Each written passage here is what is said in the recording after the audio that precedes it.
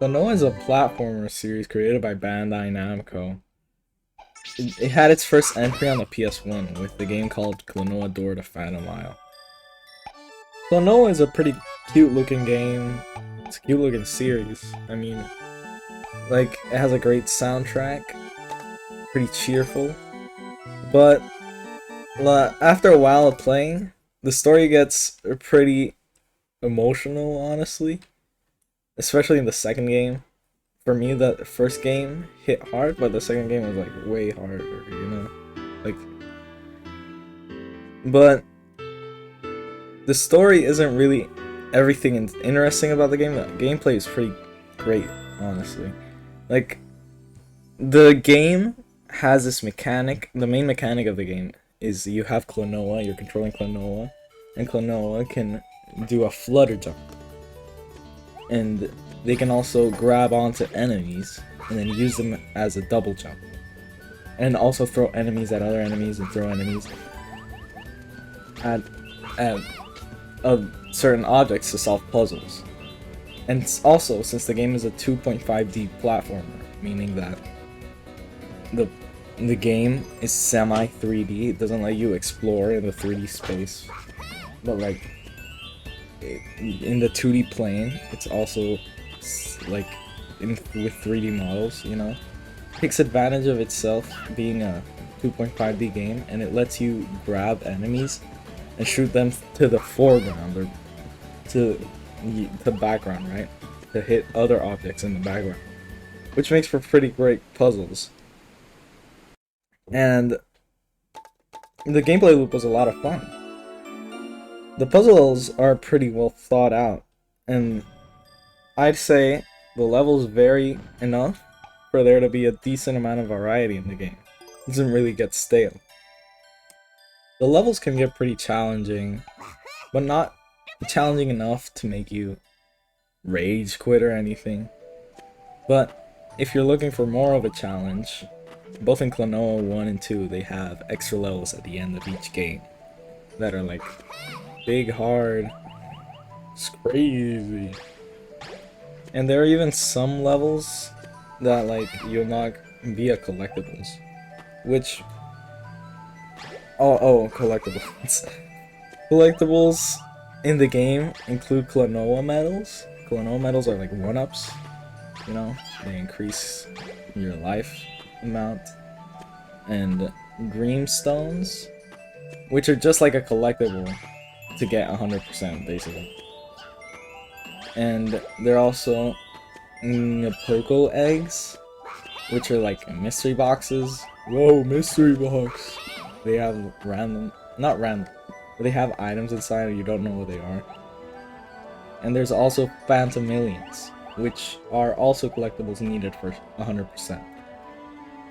In my experience, completing both games, getting the collectibles isn't frustrating at all. It's pretty, like, instead of being like, oh, the collectible was there, you're like, aha, the collectible was there, like, you know? Like, you feel me? It's not that frustrating. Puzzles are mostly well thought out, mostly. Like, even though I'm talking about the gameplay a lot, the reason I just can't talk about the story because I really don't want to spoil it. But for me, like, those games are stuck in my head, both because of the gameplay and the story. Maybe I'd say the story made a bigger impact on me than the gameplay. It's a great series, and there's also, if you already finished both the main games, there's also tons of spin-offs on GBA, some Japanese exclusive too. And this series is just great in general. It doesn't really miss much, and I really hope this is another thing. This is another case like Yokai Watch. It's not really a big popular series. They made Klonoa, a Klonoa Fantasy Reverie series. Yeah, they made a Fantasy Reverie series, which is a remake of the first two games. And the Fantasy Reverie series is like great. I mean, it's not that great, to be honest. But it's the only way to really play it legitimately nowadays. The reason I say it's not that great, it is good, but it's not great because the remake, there was a Wii remake, and the remake, the Klonoa, the first game just uses the Wii assets, and the Klonoa 2 remake is just Klonoa 2 on PlayStation 2, but upscaled. But it's still, both games are good, and I'd say it's worth buying just to support the developers.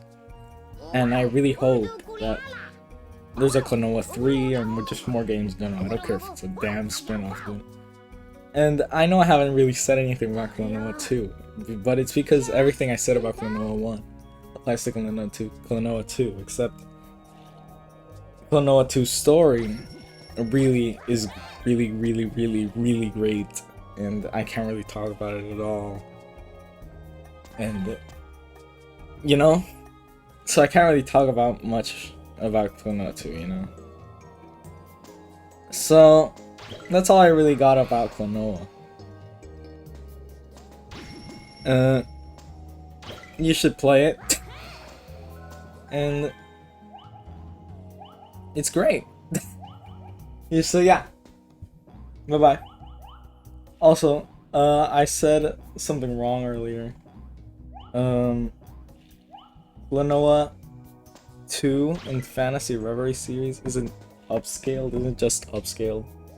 It's just everything is in HD now. But it's the same. You know, it's the same thing.